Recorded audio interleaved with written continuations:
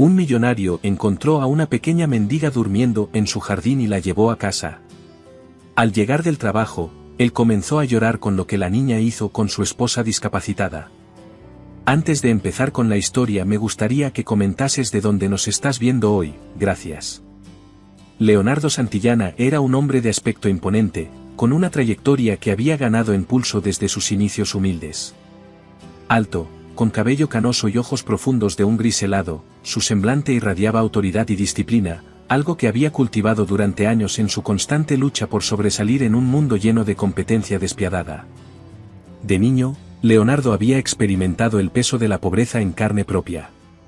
Su padre era un hombre de campo que se había trasladado a la ciudad en busca de oportunidades que nunca llegaron, y su madre, una mujer amable pero cansada, dedicaba sus días a coser y lavar ropa ajena. Desde pequeño, Leonardo decidió que haría lo necesario para salir de aquel ciclo, y esa ambición lo impulsó a dejar la escuela a los 15 años y trabajar en múltiples oficios. La dureza de la vida temprana le había dado una personalidad reservada, pragmática y calculadora. Había trabajado sin descanso, estudiando por las noches y tomando cursos de administración en cuanto podía. Con los años, sus sacrificios dieron frutos y logró fundar su propia compañía de bienes raíces. En poco tiempo, su firma creció y se expandió, haciendo de Leonardo uno de los hombres más adinerados y respetados de la región. Pero, a pesar de toda la riqueza y éxito acumulado, Leonardo no había encontrado paz ni consuelo. No fue hasta que conoció a Amelia que su corazón comenzó a ablandarse. Amelia era una mujer de espíritu alegre, de cabello oscuro y ojos cálidos. Venía de una familia trabajadora y siempre había sido una persona sencilla, enfocada en hacer el bien a los demás. Era maestra de primaria y amaba su trabajo. Para ella, enseñar no era solo una profesión, sino una vocación. Conoció a Leonardo en una de las galas benéficas organizadas por su escuela. A pesar de su naturaleza seria y reservada, Amelia logró llegar a su corazón. Con el tiempo, ambos se enamoraron profundamente y se casaron. Su vida juntos parecía perfecta. Amelia decoraba la casa con cariño y llenaba cada rincón con su calidez y alegría, transformando la mansión santillana en un verdadero hogar. A pesar de los esfuerzos de ambos, no lograron concebir hijos, una ausencia que aceptaron en silencio. Amelia se dedicaba a sus alumnos con toda la entrega y el amor que habría querido dedicar a sus propios hijos, mientras que Leonardo hallaba consuelo en el trabajo y en el éxito de su empresa. Sin embargo, un día trágico cambió sus vidas para siempre. Amelia había salido una noche lluviosa a comprar una pequeña sorpresa para el cumpleaños de Leonardo, un detalle insignificante, pero lleno de amor. Esa noche, un conductor ebrio chocó su automóvil, dejándola gravemente herida y con una parálisis permanente de cintura para abajo. Desde el momento en que los médicos le confirmaron que Amelia no volvería a caminar, la alegría de su vida comenzó a desvanecerse. La silla de ruedas que le proporcionaron no era solo una herramienta, sino un recordatorio constante de las limitaciones que ahora gobernaban su vida. Amelia, quien antes había sido un torbellino de energía y bondad, comenzó a sumirse en la tristeza y el silencio. Pasaba los días en el jardín o en su habitación, mirando por la ventana y perdiéndose en pensamientos amargos, mientras Leonardo observaba su sufrimiento sin saber cómo ayudarla. Aquel invierno, Leonardo decidió pasar más horas en el trabajo. La mansión se sentía pesada, demasiado grande y demasiado vacía. Volvía tarde a casa, sumido en su propio dolor, sintiéndose impotente ante la situación de su esposa. Fue en una de esas noches cuando la encontró. Estaba cansado, con el abrigo aún empapado por la lluvia y la mente ocupada en los problemas de la oficina, cuando notó una pequeña figura acurrucada entre los arbustos del jardín. Al acercarse, distinguió a una niña, envuelta en harapos y temblando de frío. Era apenas una sombra entre las hojas mojadas, con el cabello enredado y las mejillas sucias. Leonardo dudó al principio, sin saber qué hacer, pero algo en la vulnerabilidad de la niña lo conmovió. Decidió levantarla y llevarla adentro, pidiendo a una de las enfermeras que la atendiera. La niña, que luego supo que se llamaba Sofía, apenas murmuró unas palabras cuando despertó en la cocina, todavía asustada. Leonardo intentó hacerle preguntas, pero la niña solo balbuceaba respuestas incompletas. Era evidente que había pasado días en la calle. Conmovido, Leonardo decidió que la niña se quedaría allí hasta que pudieran contactar a las autoridades. Al día siguiente, cuando Amelia se enteró de la llegada de Sofía, pidió que la llevaran a su habitación. Al ver a la pequeña en su cama, su corazón sintió un latido diferente, una chispa de compasión y ternura que no había sentido en mucho tiempo. Sofía, al verla en la silla de ruedas, no preguntó nada, simplemente se sentó a su lado, como si entendiera el sufrimiento de Amelia sin necesidad de palabras. Los días pasaron, y sin darse cuenta, la pequeña Sofía se convirtió en una presencia constante en la casa. Pasaba las mañanas jugando en el jardín y las tardes acompañando a Amelia. Parecía una niña feliz a pesar de las circunstancias y llenaba la casa de risas y de juegos. Aunque al principio se mostraba tímida, poco a poco comenzó a abrirse y a contar pequeñas anécdotas de su vida. Leonardo y Amelia se dieron cuenta de que no tenían ninguna información sobre su familia. Parecía que la niña estaba completamente sola en el mundo. El primer cambio en Amelia llegó un día en que encontró a Sofía jugando con unos pinceles en el jardín. La niña pintaba flores en el suelo, creando un mural improvisado que, aunque efímero, era encantador. Amelia, observando desde su silla de ruedas, sintió un impulso que no había sentido en mucho tiempo, el deseo de participar, de crear. Decidió unirse a Sofía, y juntas comenzaron a pintar una vieja mesa del jardín. Aquella actividad se convirtió en una rutina diaria, y Leonardo, al llegar a casa cada noche, encontraba nuevos dibujos, más vivos y coloridos, adornando su jardín. Poco a poco, Amelia comenzó a abrir su corazón a la niña. Sofía, a pesar de su corta edad, tenía una sensibilidad inusual para entender el dolor de los demás. Notaba los días en que Amelia estaba especialmente triste, y en esos días, se sentaba junto a ella en silencio, sosteniendo su mano o simplemente acompañándola en silencio. Amelia no podía creer lo que esta niña pequeña lograba hacer por ella. Su corazón, que se había marchitado con la tragedia, comenzó a latir de nuevo con alegría. Leonardo, aunque al principio mantenía una distancia emocional, también fue cautivado por la dulzura y alegría de Sofía. Los días en que llegaba temprano del trabajo, solía observar a Amelia y Sofía desde la distancia. Veía cómo su esposa parecía renacer con cada risa de la niña y con cada juego que compartían. Amelia había vuelto a sonreír, algo que él no había visto en años. Una tarde, Amelia le confesó a Leonardo lo que sentía. Mientras miraban a Sofía jugar entre las flores, Amelia le dijo que había estado considerando seriamente la posibilidad de adoptar a la niña. Leonardo, aunque sorprendido, también sentía una fuerte conexión con ella. Así que decidieron iniciar el proceso de adopción, consultando abogados y realizando todos los trámites necesarios para asegurar que Sofía pudiera formar parte de la familia santillana. El proceso de adopción fue largo y lleno de obstáculos, pero Leonardo y Amelia no se dieron por vencidos. Sabían que la presencia de Sofía había cambiado sus vidas para siempre, devolviéndoles la esperanza y la alegría. Durante los meses en que duró el proceso, Leonardo comenzó a pasar más tiempo en casa, dedicándose a jugar y conversar con Sofía. Ella tenía una inteligencia y una curiosidad que lo sorprendían, y en más de una ocasión la encontró hablando con los jardineros o explorando cada rincón de la mansión, preguntando sobre la historia de la casa y de los objetos que la decoraban. Finalmente, después de casi un año de trámites y entrevistas, la adopción fue aprobada, y Sofía se convirtió oficialmente en Sofía Santillana. La ceremonia de adopción fue una celebración pequeña pero emotiva. Leonardo le regaló a Sofía un collar con su nuevo nombre grabado en él, y Amelia, con lágrimas en los ojos, le prometió que siempre estarían juntos. Los años pasaron, y la familia santillana encontró una nueva vida en su unión.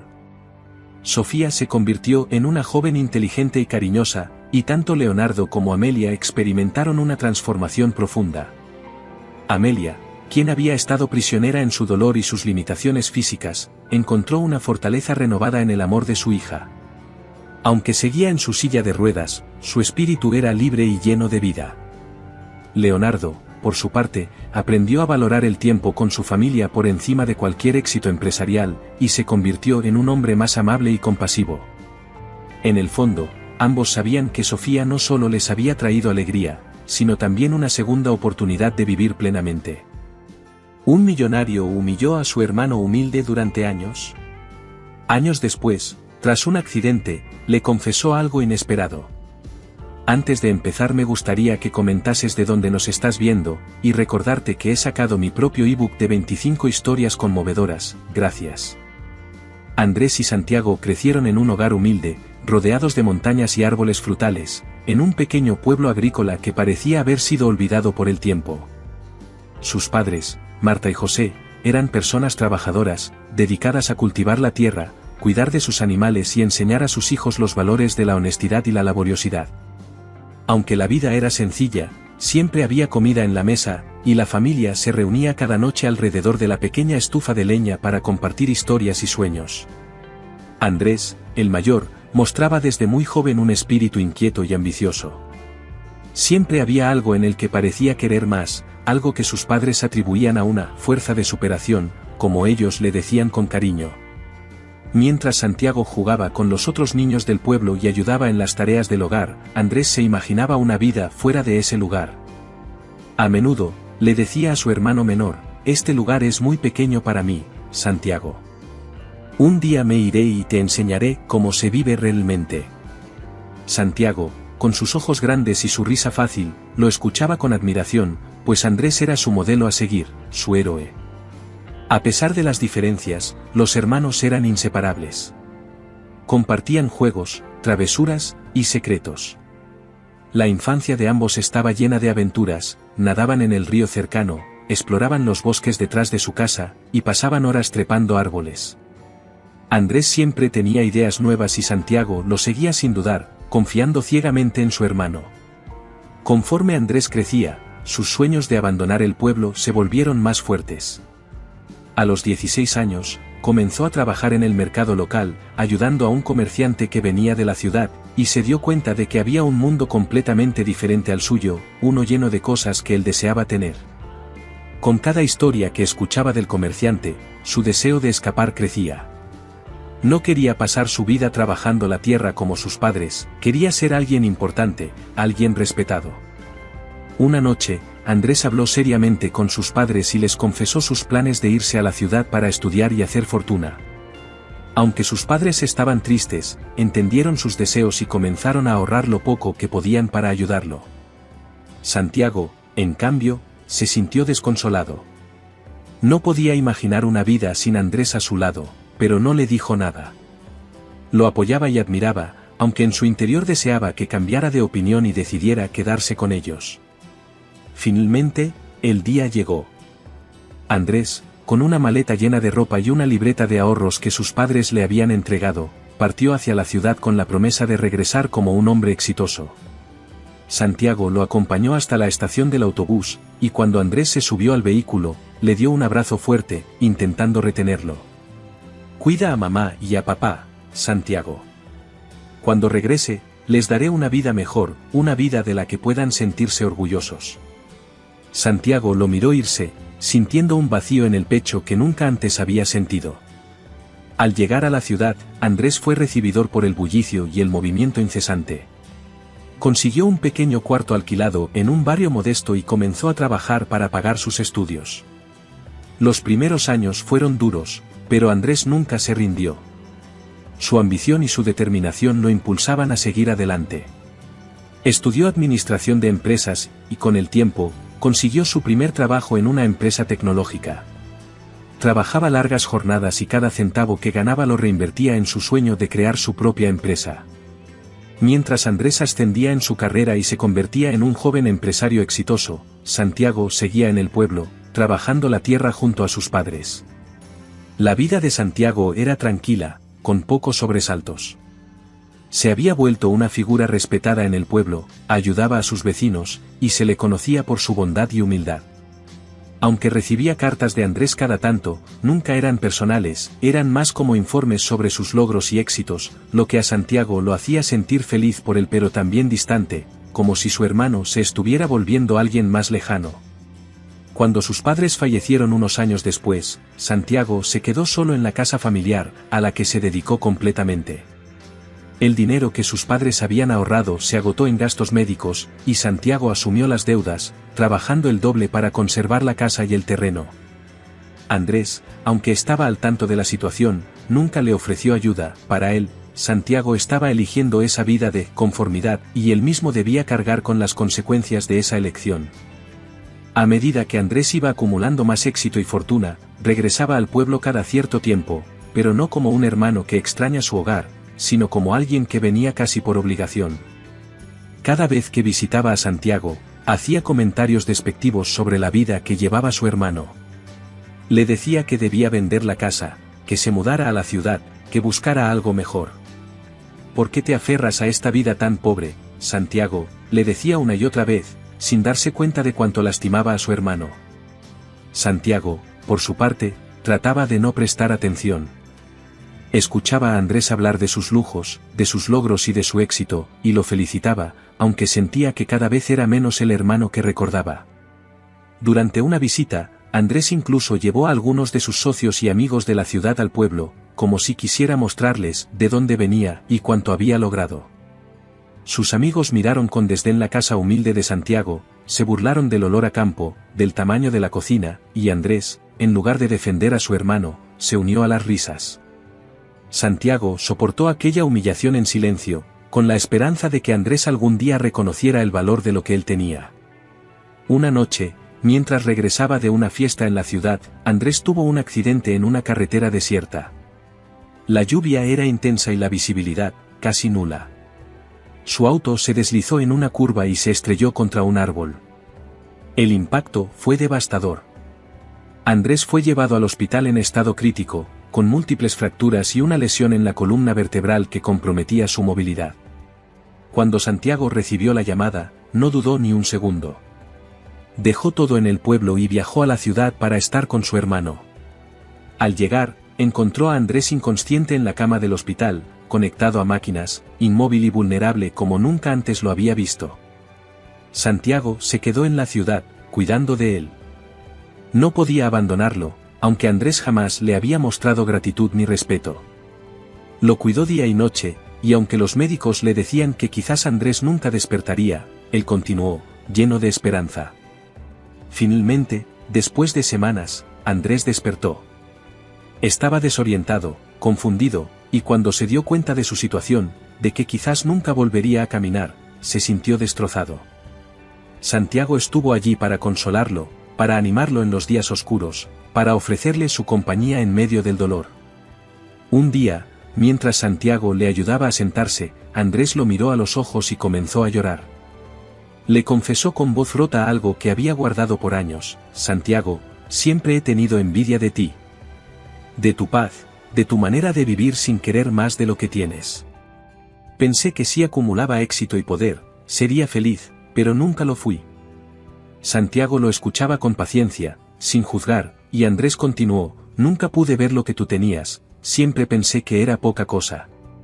Me equivoqué, hermano. Me equivoqué mucho. Santiago lo abrazó y le dijo: lo importante es que lo has entendido, Andrés. Yo siempre he estado aquí para ti, y siempre lo estaré.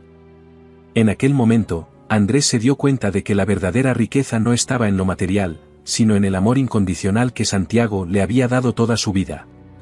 Andrés y Santiago regresaron al pueblo cuando Andrés finalmente recuperó algo de movilidad. Ahora, en la paz del campo y junto a su hermano, Andrés comenzó a vivir una vida simple, con una gratitud que nunca había sentido. Finalmente, Andrés comprendió que Santiago siempre había tenido lo que él más había buscado: paz y amor.